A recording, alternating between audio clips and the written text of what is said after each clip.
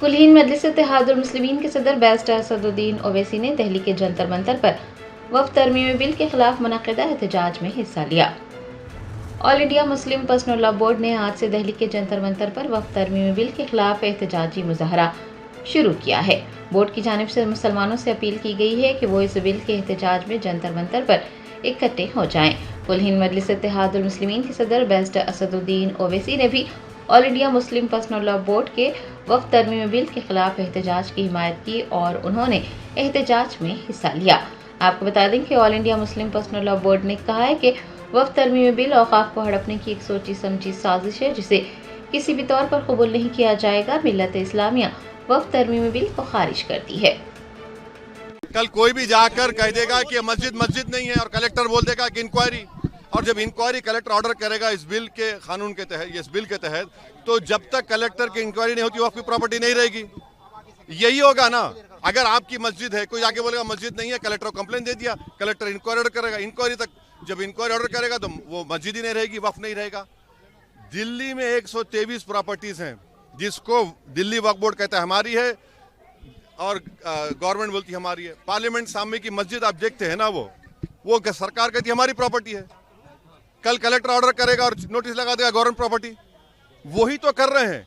और हिंदू धर्म में, सिखों के धर्म में, जैन धर्म में, बौद्ध धर्म में उनके जो मजहबी बोर्ड्स हैं उसमें तो कोई उन्हीं का मजहब का नहीं बन सकता है। यहाँ पर आप कैसे बना रहे हैं फिर, और ज्यादा बना सकते हैं क्या? इससे वक्फ को बचाने का कोई ताल्लुक नहीं है। हमको ये बताइए कि कौन सा प्रोविजन जो वक्फ को फायदा पहुंचाएगा।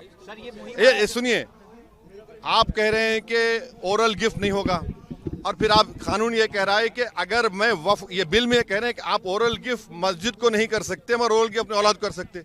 ये कौन सा कानून है? ट्रांसफर ऑफ प्रॉपर्टी एक्ट तो एक्ट है ना, कैसा करेंगे आप ये? उनसे गुजारिश है कि बराए करम आप जो अफवाहें फैला कर मुल्क को गुमराह कर रहे हैं और हिंदुस्तान भर के लोगों को भ्रमित कर रहे हैं, आप अपने पेशे के साथ नमक हलाली नहीं कर रहे हैं। इसलिए मैं फिर एक मर्तबा अपनी गुफ्तगू करने से कब मीडिया के लोगों से मुअद्दबाना गुजारिश करूंगा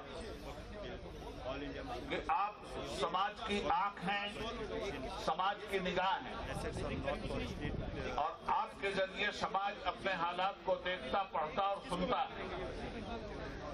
और आप अपनी प्रोफेशनल ड्यूटी पूरी करने के बजाय समाज को गुमराह करेंगे, समाज को भ्रमित करेंगे, समाज में नफरत का माहौल पैदा करेंगे, तो आप अपनी ड्यूटी पूरी नहीं कर रहे हैं बल्कि अपनी ड्यूटी से खुली हुई गद्दारी कर रहे हैं। मेरा ख्याल ये है कि ये मैसेज सभी लोगों तक पहुंच गया। अब कुछ जरूरी बातें मैं आपकी खिदमत में पेश करना जा रहा हूं।